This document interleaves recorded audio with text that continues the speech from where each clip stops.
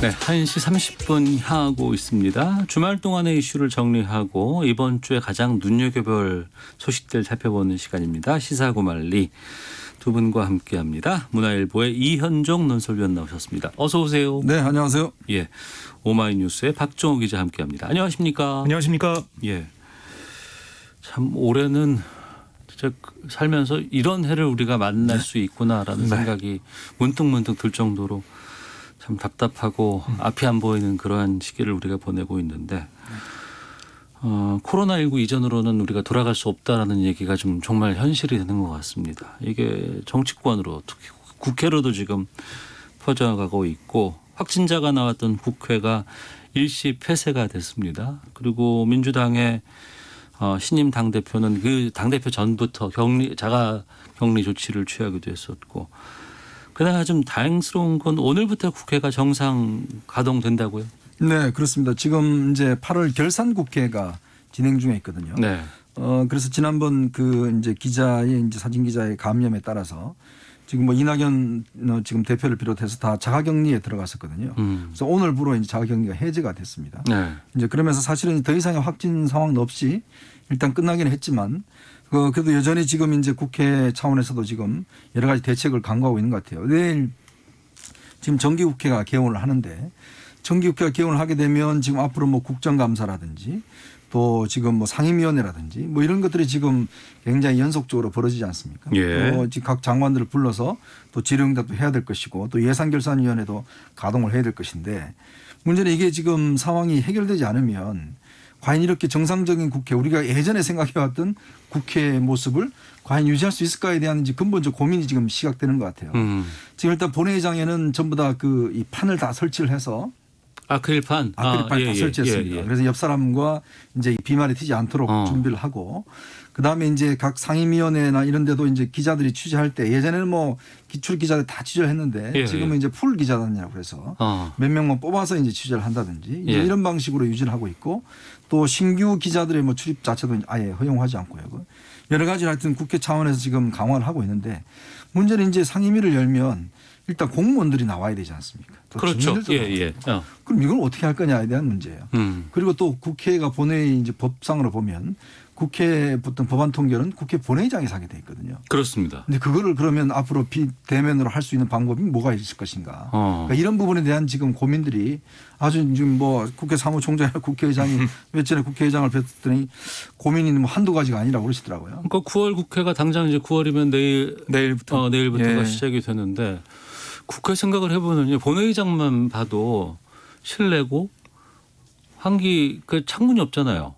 뒤쪽에만 있는 것이고. 네. 그리고 지금 영화관 같은 경우에는 한 칸씩 띄어서 했는데 지금 국회는 그럴 수도 없는 거 아닙니까? 아크릴판을 300명이죠. 예. 지금 실내 그 어기잖아요. 그러네요, 진짜. 모임. 게다가 뭐 국정감사 또 이제 앞으로 있을 텐데 그때 피감 기관들 뭐 불러다가 뭐 증인 요청하고 거기에 또 언론인들 뭐 그다음에 이제 취재 기자들 카메라까지 다 들어와야 되는 상황인데 이거 지금 이 비대면 사회에서 국회 운영은 어떻게 될까 정말 고민일 것 같습니다. 예, 뭐 취재라는 저희 기자들 입장에서도 어떻게 해야 될까. 지금 상임위 취재나 뭐 이 당 회의 취재 이런 것도 이른바 팬 기자, 그러니까 취재 기자들은 안 들어가고 사진 기자, 영상 기자만 풀 기자도 들어가고 있어요. 그러니까 취재 기자는 현장에 못 들어가고. 네, 그래서 영상을 통해서 생중계를 통해서 보는 상황인데 예전에 우리가 그러니까 작년까지만 해도 그 국감을 취재하고 이럴 때 현장에 가서 봅니다. 현장에서 보면 취재거리가 기사거리가 많이 나와요. 그걸 가지고 기사도 쓰고 거기서 또 질문도 현장에 직접 회의 끝나고 나오는 의원들 붙잡고 하고 막 그랬는데 이게 참 쉽지가 않은 상황이 됐고 오늘 국회 기자들이 상주하는 소통관 봤더니 1층에 있던 로비에 막 있던 의자들 앉아서 얘기할 수 있고 그런 의자들이 다 없어졌어요. 그래서 기자들도 부스에만 있어야 되는데 부스도 국회에서 좀 사람들 비율을 좀 낮춰달라라고 얘기를 해서 좀 낮춰놓은 상황이고 그러니까 뭔가 의욕이 좀 안 생기는 그런 상황이 됐고 그러니까 말씀하셨듯이 뉴 노멀 시대에 국회도 바뀌어야 되는데 바꾸려고 하니까 이게 법을 또 바꿔야 돼요. 그렇죠. 단순히 뭐 지침이나 이걸 통해서 바꿀 수 있는 건 아니잖아요. 그렇습니다. 지금 보면 그 정부가 뭐 화상회의, 원격 화상회의를 국무회의 때 하지 않습니까? 예. 그런 회의를 하는데 그것도 규정을 바꿔서 하고 있습니다. 그러니까 국회도 국회법을 바꿔야 뭐 화상회의나 아니면 화상 표결이나 이런 걸 좀 할 수, 원격 표결 이런 걸 좀 할 수 있는데 네. 지금 국회 관련 법안이 제출은 돼 있어요. 최근에 조승래 민주당 의원이 국회 출석하지 않더라도 비대면 방식으로 표결에 참여할 수 있는 국회법 일부 개정 법률안을 대표 발의했거든요. 네. 그러니까 이런 게 좀 어떻게 처리가 될까? 기술은 다 돼 있다고 해요. 그런데 법적인 미비점들 이번 국회 내에서 빨리 처리할 수 있을 것인가 네. 좀 봐야 될 것 같습니다. 예. 알겠습니다. 하나씩 좀 살펴볼까 하는데 그 전에 먼저 좀 현재 그 의사들의 그 집단 휴진 이 부분이 지금 이 코로나19 상황에서 또 다른 또 뜨거운 감자로 좀 떠오르고 있습니다. 많은 국민들이 걱정하고 있고 왜 이런 일들이 지금 이 상황에서 벌어질까 또 의견 좀 듣도록 하겠습니다. 이현정 논설위원. 네. 예. 우리가 사실 코로나 국면에서 덕분에 캠페인을 하고 있지 않습니까? 네. K방역이라고 하는 게 사실은 우리 우수한 의료진들 또 이 의료진들의 헌신 이런 것 때문에 사실은 이뤄낸 것이거든요. 사실은 뭐 유럽이나 이런 데 보면 사실 의료진들의 수준도 낮고 장비도 없고 또 우리 같이 정말 의료진들이 정말 열심히 일하는 데가 찾아볼 수 없을 정도로 그런 것 때문에 우리가 1차적인 건 잘 극복을 해왔는데 네. 지금 이게 이제 정부가 이 와중에서 이 공공의료 설립이라든지 의대 증원이라든지 또 협약에 대한 이제 의료보험 혜택이라든지 이런 지금 의료 정책을 발표를 함으로 해서 지금 상당히 이제 논란이 되고 있는 것 같아요. 네. 사실은 이 정부가 촛불로 이루어진 정부라고 이야기를 하지 않습니까? 전임 정부가 불통이었다면 이 정부는 나름대로 소통의 어떤 장점을 내걸고 이루어진 정부인데 이런 중대한 사안을 있기까지에 예. 왜 소통을 못했을까라는 저는 솔직히 의문이 들어요.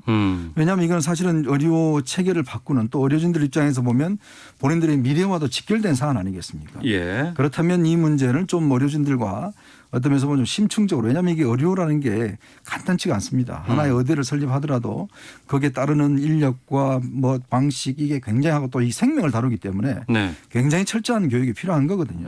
그럼에도 불구하고 정부가 이걸 지금 밀어붙여서 네. 사실은 지금 여러 가지 논란이 되고 있는 상황인데 그렇다면 사실은 이 코로나 국면에서 보면 지금 의료진들이 완전히 지금 투입이 돼서 사실은 뭐 다른 여러 가지 할 거리가 없거든요. 네. 그렇다면 이 상황이 조금 잠잠해지고 난 다음에 이 문제를 토론했으면 괜찮을 텐데 더군다나 그 방식 자체가 보면 너무 일방적이에요.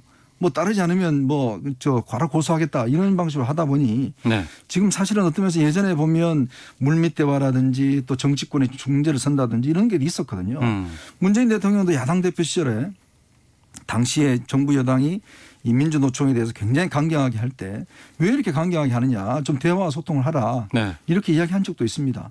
자 그런데 지금 이 정부가 이제 정부가 되고 나서부터 왜 이 문제를 어떤 면에서 보면 이 당사자와 이해 당사자와 그러니까 우리가 하니까 따로 이런 방식으로 해서는 안 된다는 거거든요. 물론 뭐 지금 워낙 위급한 상황에 의료진들이 파업하는 것도 저는 문제가 있다고 봅니다. 예. 그렇지만 가장 근본적으로 원인 제공을 한 일단 정부가 좀 더 소통을 하고 논의를 해야 되지 않을까라는 예. 아쉬움이 너무 남습니다. 정부가 원인 제공을 했고 또 의료체계 변화 같은 것에 대해서 너무 일방적이었다 이렇게 말씀해 주셨고요.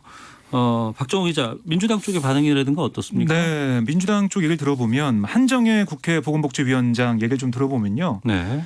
대화의 문은 열려 있다라고 계속 강조를 하고 있어요. 그러니까 지난 28일 대한전공의협의회 등과 만나서 간담회를 했었는데 거기서 뭐라고 했냐면 이 국회 내 협의기구를 설치해서 모든 가능성을 열어놓고 논의하자. 그러니까 관련 법안은 여야가 충분히 논의하고 합의토록 하겠다. 네. 강행 처리 안 하겠다.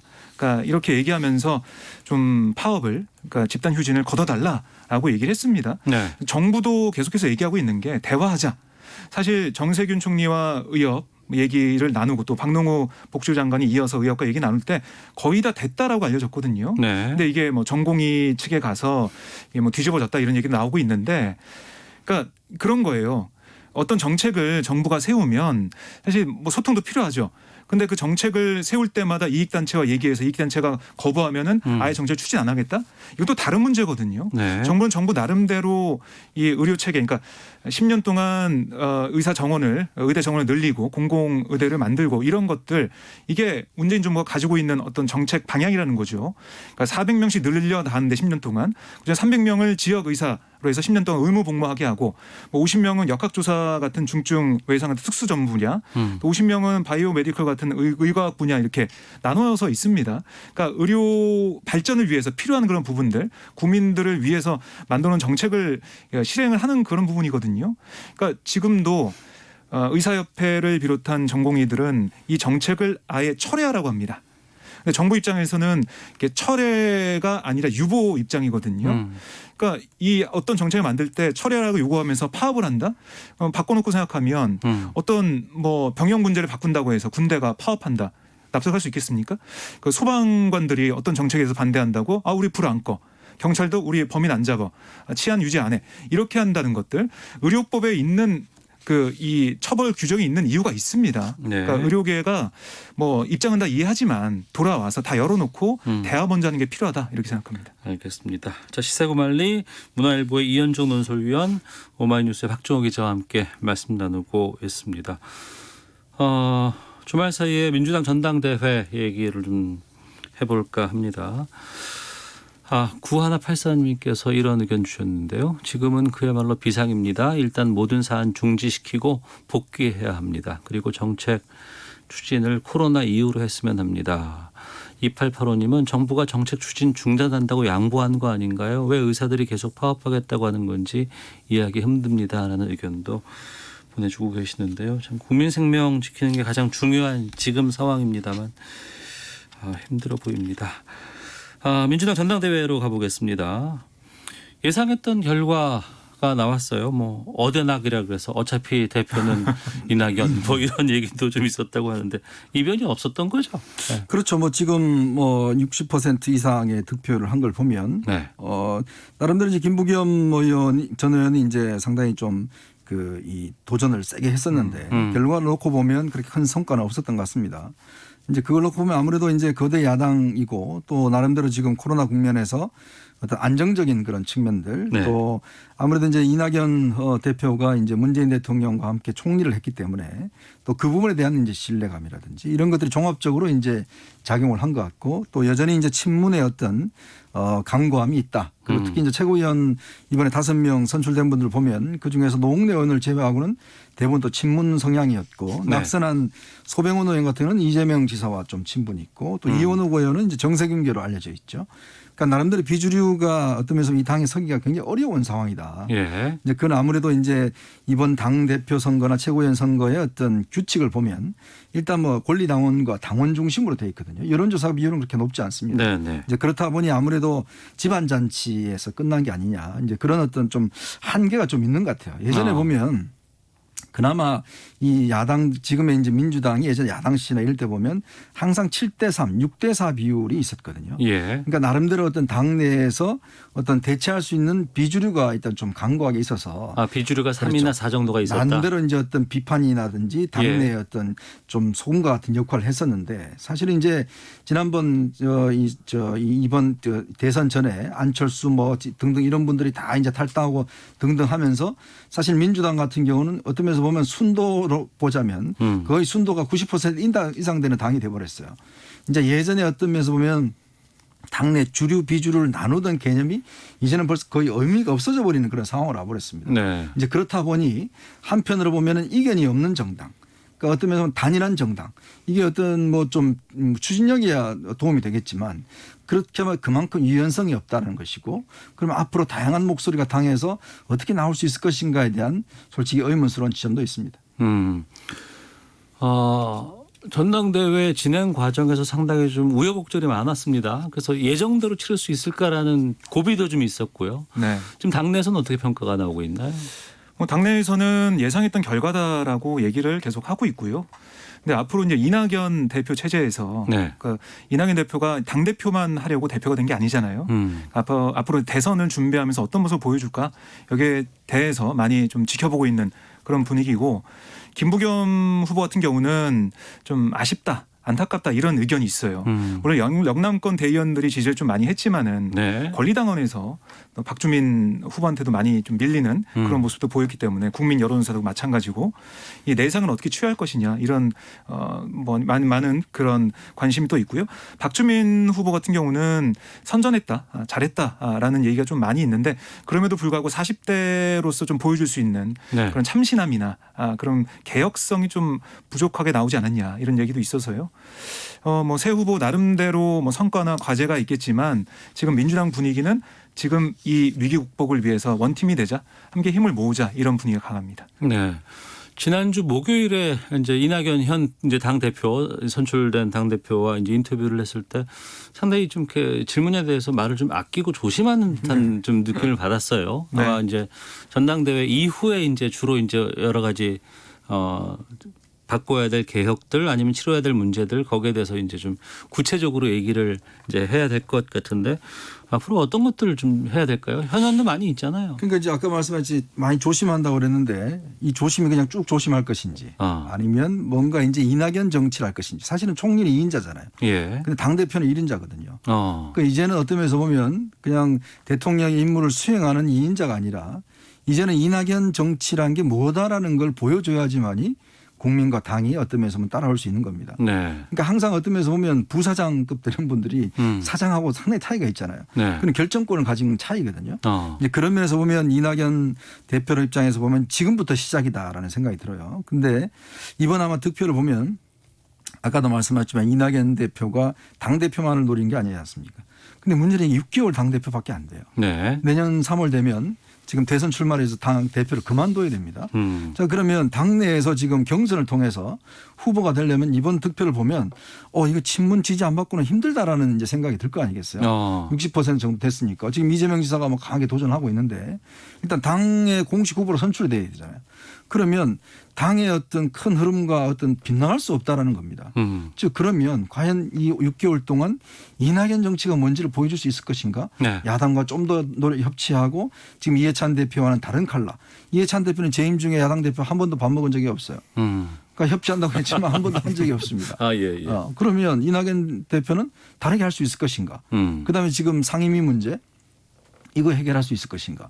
이런 것에 대한 이제 과제가 바로 오는 것이죠. 네. 벌써 오늘부터 뭐 당 일부 의원들 같은 경우는 아니 지금 그 재난지원금 반만 주자는데 그 통합당과 똑같은 거 아니냐 이런 이야기가 벌써부터 나온단 말이에요. 딱 지금 취임하는 당일날 벌써 초선 의원이 그런 이야기를 하고 있으니 네. 그럼 이걸 앞으로 어떻게 할 거냐는 거예요. 앞으로 이런 목소리 나오면 지금 주변의 최고인들도 다 친문인데 저는 그래서 참 이낙연 대표가 아까도 신중하다 그랬지만 앞으로 쭉 신중할 가능성이 저는 있다 보여서 네. 좀 우려스러운 대목도 있습니다. 2년간의 임기를 마무리하는 이해찬 대표는 어떻게 평가를 받을까요? 이해찬 대표요? 네. 이해찬 대표는 어쨌든 결과적으로 보면 이번 총선에서 압승을 했기 때문에 거기에 대한 평가가 있을 걸로 보이고요. 예. 그러니까 사실 이 큰 당을 어떤 당을 이끄는데 여러 가지 잡음이나 얘기가 나올 수밖에 없거든요. 근데 뭐 민주당 같은 경우는 뭐 당의 구성도 그런 면이 있었지만 어쨌든 이 당을 하나로 뭉쳐서 원팀을 만들었다. 강력한 카리스마를 보여줬다. 네. 그런 면에서 안정적인 리더십 그리고 결과적으로도 승리하는 리더십을 보여줬다. 이런 평가를 계속 받아왔습니다. 물론 뭐 중간중간은 설화에 휩싸이거나 이런 게 있었지만 그래도 두 번째로 추미애 대표에 이어서 두 번째로 당대표 2년 임기를 다 채운 대표로서 앞으로도 뭐 대선 가도에서도 뭔가 킹메이커 역할 이런 걸 좀 할 수 있지 않을까 이런 네. 평가를 할 수 있습니다. 근데 재밌는 게 보통 이 정도 되면 예. 정계를 이제 떠나겠다는 이야기를 많이 하거든요. 이번에 불출마도 했고, 예. 이제 대표도 안 하지 않습니까? 예. 근데 이해찬 대표 입에서 절대 그 이야기 안 나와요. 정계 은퇴라는 얘기가 안 나온다. 네. 그 이야기가 뭐겠습니까? 그럼 어떤 이후를 또 생각하고 있다? 그렇죠. 저는 이제 이게 요 지점이 이제 앞으로 이낙연 체제가 과연 안착할 것인가. 사실 예. 이제 어떤 면에서 보면 이낙연 대표는 친문이 아닙니다. 그러니까 태생적으로 보자면. 예. 그러니까 이분은 어떤 면에서 보면 예전에 동교동계와 가까운 분이거든요. 예. 그러니까 호남이고. 근데 이해찬 대표는 어떤 면에서 보면 친문의 핵심적인 인물 아니겠습니까? 친노와 친문의 핵심적인 인물이고 그 카리스마가 있기 때문에 딴 사람들이 말을 못했어요. 네. 그러니까 아무리 당내에서 뭐 말을 많이 하는 사람도 이낙연 대표 앞에 가면 절대 말 못합니다. 이해찬 대표. 이해찬 대표 예, 앞에 예. 가면. 그만큼 이제 어떤 카리스마가 있었는데 그러면 은퇴를 하지 않게 되고 뭔가 이 역할을 하게 되면 이게 과연 앞으로 대선과 관련해서 킹메이커 역할을 하게 된다면 또 하나의 역할을 할 수 있는. 그렇죠. 그렇게 된다면 이제 과연 이낙연 대표와 조합이 맞을 것인가 아니면 제3의 인물을 밀 것인가 예. 뭐 이게 앞으로 또 관전 포인트인 것 같아요. 그러니까 이해찬 대표가 기자간담회에서 이런 말을 했어요. 지금 대선 주자들이 그게 다 정해진 게 아니다. 이런 취지를 얘기했거든요. 예, 예. 그러니까 그 말을 보면 제3의 인물을 생각하고 있는 게 아닌가 이렇게 해석할 수도 있는 여지가 있습니다. 예, 네. 알겠습니다. 미래통합당 얘기도 해봐야 될 것 같습니다. 김종인 비대위원장 9월 3일 이번 주 목요일이면 취임 100일을 맞습니다. 100일 동안에 여러 가지 일들이 있었고 또 꽤 나름대로 성과도 좀 얻지 않았나 싶은 생각이 드는데 어떻게 평가를 하고 있는지 얘기 듣겠습니다. 어떻게 보세요? 박정우 기자는? 100일 평가점 저는 뭐 대체적으로 잘했다는 생각을 할 수밖에 없는 것 같아요. 네. 그러니까 총선 참패 이후에 그동안 통합당이 가지고 있던 이미지를 조금씩 바꿔가고 있다. 기본소득 얘기도 하면서 네. 그리고 광주 5.18 민주묘지 참배하면서 사죄하는 모습들 또 여러 가지 개혁적인 모습을 만들려는 그런 것들 이런 게 평가받을 수 있는 부분이 있어요. 하지만 이게 말로만 될 것이냐 이걸 진정성을 보이려면 앞으로 법안 처리나 아니면 뭐 이 광주 그 민주운동 그 정신이 헌법 개정에 들어간다든가 아니면 여러 가지 이 여당과의 그 관계에 있어서 그동안 야당이 보였던 막무가내 이른바 뭐 떼쓰기, 발목 잡기 이렇게 그칠 것이냐, 아니면 정말 대안을 보여줄 것이냐, 여기에 앞으로의 그 김종인 위원장 평가 그 항목이 들어가 있다고 보여지고요. 네. 그러니까 100일은 잘 해왔지만 앞으로 중요한 거는 내년 4월 재본선도 있고요. 더 큰 성은 남아 있습니다. 물론 임기가 언제까지 갈지 모르겠지만 지금 통합당의 가장 문제는 인물이 없다는 거거든요. 새로운 인물을 어떻게 만들 것이냐. 그게 김종인 위원장의 앞으로 과제고 그게 안 된다면 결국 결과적으로는 좋은 평가를 받지 못할 가능성이 커 보입니다. 비대위 출범 당시만 해도 상당한 자금들이 있었습니다. 그렇죠. 그리고 네. 이제 현역 의원들에게 상당히 시달릴 것이다라는 얘기도 많았고 또 당내 유력한 뭐 대선 주자들 이들에게 또 상당히 부침이 있을 것이다라고 했는데 지금 상황은 완전히 달라졌어요. 그 비례대표 5선 아무나 하겠습니까? 비례대표를 5선이나 하신 분이니까 남은 한 번도 하기 힘든데 예. 그걸 5번 하는 게 쉬운 일이 아니잖아요. 그러니까 그런 어떤 정치적 내공이 분명히 있는 거죠. 예. 그러니까 김종인 위원장이 어떤 면에서 보면 이제 인테리어는 잘한 것 같아요. 인테리어를 잘했다. 네, 손님은 뭐 올 수 있도록 이제 뭐 간판도 지금 국민의힘인가요? 새롭게 단다 그러고 네. 지금 뭐 내부 장식도 새롭게 하고 했는데 문제는 팔 상품이 아직 없어요. 그러니까 먼저 손님이 몰려오긴 하는데 네. 뭔가 팔 수 있는 물건을 아직 못 만들었다는 거거든요. 그러니까 그렇게 이 문제는 그러면 이 손님들이 오랫동안 기다려줄 것이냐. 뭐 빨리 물건을 안 내놓으면 예. 또 딴 가게로 갈 거 아니겠습니까? 예. 이제 그런 이제 현실적인 고민이 있는 거죠. 그런데 사실은 정치적 인물이라는 게 하루아침에 이렇게 태어나지는 않거든요. 그렇죠. 사실은 뭐 예. 하늘에 뚝 떨어지는 것도 아니고 이 내부에 있는 인물들을 어떻게 부각시켜낼 것이냐. 최근에 윤희숙 의원이 뭐 5분 발언으로 유명해지긴 했지만 뭐 그분이 아직까지 뭐 어떤 큰 어떤 정치적 도전하기에는 여러 가지 또 한계도 있는 것이고. 자, 그러면 지금 뭐 홍정욱 전 의원 뭐 또 이제 김동연 전 부총리 뭐 등등 이름은 나오지만 아직까지 지금 부상이 되고 있지 않는 상황이거든요. 네네. 그러니까 이제 아마 김종인 위원장 입장에서는 지금 일단 지지율이 조금 빠지는 것이 기존에 또 보수층들이 또 실망하는 층이 있어요. 지난 15일 집회를 두고 왜 우리하고 선을 긋느냐. 네. 또 한편으로서는 이제 어떤 면에서 좀 실망한, 그러니까 좀 왜 뭐 새로운 게 없느냐 이런 어떤 중도적인 어떤 계층들 같은 경우는 도대체 그럼 누구냐, 누구를 우리가 지지해야 되느냐 이 문제에 대한 이제 해답을 줘야 될 겁니다. 네. 아마 이제 올 연말까지 이런 새로운 인물에 대한 이제 좀 띄우기 이런 것들이 아마 김종인 위원장이 이제부터는 본격적인 이제 좀 내부적인 어떤 힘을 길러 나가는 때가 아닌가 저는 그런 생각입니다. 이낙연 당대표의 관계는 어떻게 보세요? 두 분이 정말 오랜 인연이에요. 저도 뭐 한번 이야기를 들었었는데 옛날 기자 때부터 특종도 주기도 하고 굉장히 친하기도 하고 딴 건 다 모르겠는데 이낙연 대표가 저 김종인 위원장 딴 거는 다 모르겠는데 통합당만 가지 말라 이제 그런 이야기를 한번 한 적이 있다고 그래요. 이낙연 대표가? 네, 이낙연 대표가 김종인 위원장한테 이제 제발 좀 통합당만은 가지 마라. 예. 그런 얘기를 한 적이 있다는데 참 묘한 관계입니다. 이게 지금 두 분이 이제 여야 대표로 지금 만났잖아요. 네. 그러니까 참 두 분이 마음 같아서는 협치를 할 수 있을 거예요. 그러나 구조적인 면에서 본다면 협치하기가 꽤 어려운 구조가 되고 있습니다. 그럴 경우는 장기적으로 보면 저는 두 분이 또 대선에서 만날 가능성도 여전히 배제하지 못하고 있습니다. 아, 그래요? 그렇죠. 뭐 사람이 없으면 뭐 야당이 사람이 없으면 뭐 김종인 위원장이야 부인하지만 뭐 본인이 나설 수도 있는 것이고 예. 앞으로 사람 운명 어떻게 하겠습니까? 학종 기자는 어떻게 보여요? 네, 그러니까 이낙연 대표 같은 경우도 협치를 얘기했지만 원칙 있는 협치를 얘기했거든요. 그러니까 이 민주당 그 문재인 정부가 가지고 있는 그 원칙은 훼손할 수 없다라는 얘기를 했습니다. 그래서 앞으로 계속 추진하고 있는 공수처 설치나 검찰 개혁 이런 것들은 계속 해나갈 것으로 보이고, 김종인 위원장과 뭐 친하고 대화가 되기 때문에 아무래도 이해찬 대표 때문에 나을 수는 있겠지만. 저도 보면은 김종인 위원장 대권 출마 말씀하셨지만 지난번 한 인터뷰를 보면 40대 원래 40대 네. 그리고 경제통 예. 경제 전문가 이걸 얘기했거든요. 근데 그 답변을 보니까 40대가 빠졌어요. 아, 이제는 예, 답변에서 경제 전문가 얘기하더라고요. 예, 예. 그래서 본인이 생각이 있구나 하는 생각이 들었는데 두 사람이 대선에서 만난다면 이것도 빅매치가 될 것 같습니다. 알겠습니다. 또 아마 뭐 하루 이틀 지나고 나면은 이제 미래통합당이 아닌 뭐 국민의힘 네. 여기에 또 비대위원장으로 등극할 수 있지 않을까 생각이 들어서. 네, 2003년도에 시민단체 이름하고 똑같아서요. 네, 이것도 지금 회자가 좀 되고 있습니다. 알겠습니다. 시사구말리 마치겠습니다. 이현정 논설위원, 박정호 기자와 함께했습니다. 두 분 말씀 고맙습니다. 네, 고맙습니다. 저도 인사드리겠습니다. 내일 12시 20분에 다시 인사드리겠습니다. 안녕히 계십시오.